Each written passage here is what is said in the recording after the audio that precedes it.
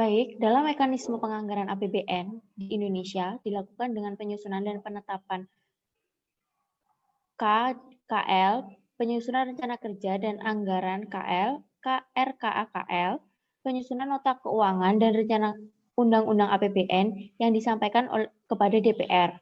Pada pengawasan dilaksanakan berdasarkan keputusan Presiden nomor 42 tahun 2002 sebagaimana sudah diganti dengan keputusan Presiden nomor 72 tahun 2004 tentang pedoman pelaksanaan APBN pada bab 9 memuat mengenai hal-hal yang mengatur pengawasan pelaksanaan APBN yang dilakukan oleh atasan atau kepala, kantor atau satuan kerja, kementerian negara atau lembaga dalam lingkungannya. Atasan langsung bendahara melakukan pemeriksaan kas bendahara sekurang-kurangnya 3 bulan sekali. Mekanisme penganggaran dan pengawasan juga sudah berjalan di daerah, contohnya seperti penyusunan laporan keuangan pengawas intern pemerintah APIP melakukan review mengenai laporan keuangan baik laporan keuangan pusat LKPP, laporan keuangan Kementerian LKKP, dan laporan keuangan pemerintah daerah LKPD sebelum diserahkan ke BPK untuk diperiksa. Inspektorat di daerah juga melakukan penganggaran dan pengawasan pada kegiatan proses penyusunan APBD. Menurut kelompok kami, pembagian dan tanggung jawab dari eksekutif dan legislatif sudah berjalan sesuai dengan undang-undang yang berlaku. DPR dengan Presiden merupakan dua lembaga yang berlainan, akan tetapi dalam kedudukan Dewan Perwakilan Rakyat, tugas legislatif kedua lembaga tersebut mempunyai tugas yang sama, terutama dalam membuat undang-undang serta APBN. Demikian juga halnya menentukan undang-undang APBN, harus ada persetujuan dari DPR. Dan jika DPR menolak untuk memberikan persetujuan terhadap anggaran yang diusulkan pemerintah, maka pemerintah menjalankan anggaran tahun lalu. Dalam proses penetapannya, DPR tidak wajib menyetujui RUU tentang APBN bila dianggap belum memenuhi tuntutan perkembangan. Namun, dalam penetapan APBN, kewenangan DPD sangatlah minim. Bahkan, pada tahun 2016, Ketua DPD RI menyatakan bahwa selama ini kewenangan DPD tentang APBN sangat kecil. Ini dibuktikan dengan DPD yang tak memiliki kewenangan dalam mengesahkan RAPBN menjadi UU. Maka dari itu, DPD mencari sisi lain di mana agar DPD bisa berperan secara optimal dalam penetapan APBN. Tahapan sebelum disahkannya APBN yakni awalnya melalui RKP. Dalam proses ini, pemerintah melaksanakan musyawarah perencanaan pembangunan nasional. Nah, di situ DPD akan masuk memberi rekomendasi terkait RAPBN. Kemudian, dalam koordinasinya dapat disimpulkan dari eksekutif dan legislatif sudah berjalan maksimal, mulai dari Presiden dengan Menteri Keuangan yang menyusun RAPBN, kemudian DPR yang berhak untuk menyetujui maupun menolak dengan pertimbangan dari DPD. Perlu diketahui bahwa setelah terjadinya amandemen Undang-Undang Dasar 1945, kedudukan eksekutif, yakni Presiden dan Wakilnya, dan legislatif, yaitu DPR dan DPD, adalah sederajat. Jadi tidak ada lembaga yang lebih tinggi maupun yang lebih rendah. Begitu pula dalam hal penganggaran, Presiden, DPR, dan DPD memiliki tanggung jawab yang setara. Namun memang DPR memiliki peran yang lebih besar, karena RAPBN yang diajukan oleh eksekutif bisa saja ditolak oleh DPR atau tidak disetujui, sebagian bahkan seluruhnya dengan alasan RAPBN dianggap belum memenuhi tuntutan perkembangan ke depan. Presiden sebelum mengajukan RUU tentang APBN diharapkan telah mengantisipasi perkembangan ke depan untuk kepentingan negara, sehingga tidak memperoleh penolakan dari DPR. Mungkin perbedaan pendapat seperti ini yang dimaksudkan. Kalau hal tersebut bisa terjadi, maka ada dua pilihan yang bisa dilakukan oleh pemerintah. Yang pertama, Presiden memberlakukan undang-undang tentang APBN tahun lalu agar tidak terjadi kekosongan atau kevakuman hukum terhadap pembiayaan pemerintah negara untuk kedepannya. Hal ini tentu saja merugikan, karena visi, misi, dan program kerja setiap tahunnya pasti ada perbedaan. Kalau APBN menggunakan yang lama, maka akan terjadi konflik dalam pemerintahan sendiri yang jelas mempengaruhi roda pemerintahan. Yang kedua, pilihan yang kedua adalah merevisi ulang RAPBN yang ditolak poin-poinnya atau sebagian yang ditolak oleh DPR, kemudian diajukan kembali sehingga mendapat persetujuan dari DPR. Jadi, sebelum kita mengetahui discretionary power, kita harus tahu apa makna dari discretionary power. Discretionary power itu atau disebut diskresi merupakan kebebasan bertindak atau keputusan yang diambil atas saat pemilihan sendiri.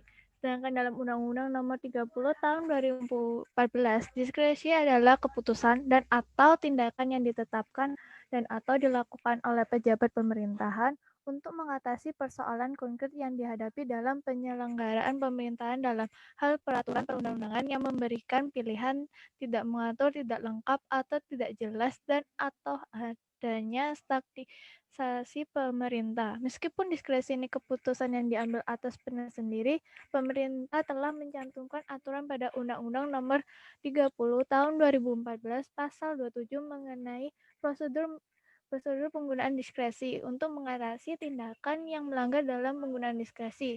Yang pertama, pejabat yang menggunakan diskresi wajib menguraikan maksud, tujuan, substansi, serta dampak administrasi dan keuangan. Yang kedua, pejabat menggunakan diskresi wajib menyampaikan permohonan persetujuan secara tertulis kepada atasan pejabat.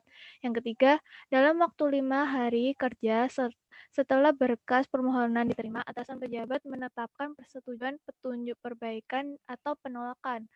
Nomor 4, apabila atasan pejabat melakukan penolakan, atasan pejabat tersebut harus memberikan alasan penolakan secara tertulis. Jika aturan tersebut belum dapat mengatasi permasalahan tersebut, maka perlu ditingkatkan pada sektor pengawasan untuk memantau atau mengawasi gerak-gerik keduanya, atau kedua pihak tersebut saling mengawasi satu sama lain. Ini hanyalah proses identifikasi bukti empiris mengenai hubungan antar institusi pemerintah pusat untuk membagi wewenang dan tanggung jawab dalam proses pengambilan keputusan antara legislatif sebagai prinsipal dan eksekutif sebagai agen. Dalam hal ini, pembuatan kebijakan dan salah satunya adalah proses ratifikasi APBN itu sendiri. Teori ini akan tetap ada jika pemerintah tidak merubah alur atau proses sistem pertanggungjawaban dan wewenangnya sesuai UU Nomor 22 Tahun 1999 dan UU Nomor 32 Tahun 2004. Selama prosesnya tetap, di mana legislatif berperan memberikan wewenang kepada eksekutif dalam menerapkan kebijakan dan terjadinya asimetris informasi, maka hal ini akan terus berkaitan dengan teori prinsipal agent tersebut. Mengenai bagaimana solusi masalah yang ditimbulkan, salah satu contoh adalah tindakan koruptif yang dilakukan oleh sekelompok oknum di tubuh pemerintah. Kaitannya dengan poin pertama, Eisenhower tahun 1989 menyatakan bahwa teori agensi menggunakan 3 asumsi sifat manusia, yaitu yang pertama adalah manusia pada umumnya mementingkan diri sendiri. Sifat mementingkan diri sendiri ini memunculkan sifat buruk, salah satunya adalah sikap koruptif. Nah, untuk melawan sikap ini, yang menyebabkan adanya tindakan korupsi, ini menjadi tanggung jawab penegak hukum berupa kejaksaan, kepolisian, serta lembaga khusus yang dibentuk yang bernama Komisi Pemberantasan Korupsi. Ketika penegak hukum ini pun menegakkan hukum berupa penyelidikan, penyidikan, dan penuntutan. Lembaga Komisi Pemberantasan Korupsi ini merupakan lembaga khusus yang dibentuk secara khusus menangani korupsi. Selain dari penyelidikan, penyidikan, dan penuntutan, juga mendapat tugas preventif untuk melawan korupsi sebagaimana dengan cara yang disebutkan dalam pasal 6 Undang-Undang Nomor 19 Tahun 2019. Di sini saya mengambil dari Instruksi Presiden Republik Indonesia Nomor 5 Tahun 2004 tentang percepatan pemberantasan korupsi. Hal ini menegaskan perlunya pengelolaan keuangan negara secara optimal, yang berdaya guna dan berhasil guna, dengan tata cara tertib yang sesuai dengan peraturan perundang-undangan. Dalam mewujudkan hal itu, maka pengelolaan keuangan negara perlu diselenggarakan secara profesional, terbuka, dan bertanggung jawab, dengan cara melalui penerapan penyusunan anggaran berbasis kinerja. Artinya harus fokus dalam menyusun anggaran tentang hal apa sih yang ingin dicapai atau output-nya. Oleh karena itu, apabila telah fokus pada output, maka pemikiran tentang tujuan kegiatan harus sudah tercakup di setiap langkah dan penyusunan anggaran. Karena sistem tersebut menitik beratkan pada segi tata laksana, sehingga selain efisien dan efektivitas, juga akan dilihat dari kerja dalam penyusunannya. Selain itu, juga dalam penyusunan juga dapat menggunakan perencanaan partisipatif. Artinya keterlibatan masyarakat menjadi suatu kebutuhan dalam mewujudkan pemerintahan yang benar-benar berpihak kepada masyarakat. Lalu bagaimana proses pengawasan? Bentuk pengawasan yang dapat dilakukan oleh pemerintah yaitu dalam hal ini ada beberapa pengawasan. Yang pertama yaitu pengawasan pengeluaran negara. Ada Wellmatic, yaitu pengawasan yang menekankan pada aspek kesesuaian antara praktik pelaksanaan APBN dengan peraturan perundang-undangan. Ya, ada dua yang Rejmatic, pengawasan yang menekankan dari segi legalitas praktik APBN, dan Dolmatic, pengawasan yang menekankan pada pentingnya peranan faktor tolak ukur dalam praktik pelaksanaan APBN. Selain itu ada juga pengawasan menurut sifat. Menurut sifat ini dibagi menjadi dua, yaitu ada pengawasan preventif dan pengawasan represif.